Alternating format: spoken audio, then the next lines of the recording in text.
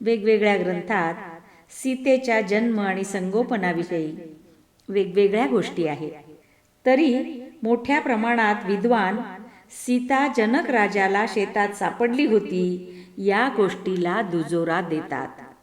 जनक राजाची पुत्री म्हणून जानकी या नावानं ती ओळखली जायची. मिथिलाची राजकन्या असल्यामुळे मैथिली आणि जनक राजा देहभानाच्या पलीकडे जाणारा विदेही म्हणून सीता वैदेही म्हणूनही ओळखली जाते. सीतेला इतिहास, पुराण, धर्मशास्त्र व नीतीचे शिक्षण देण्यात आले होते. सीता गुणी होती, विनयी होती, ऐश्वर्यशाली होती.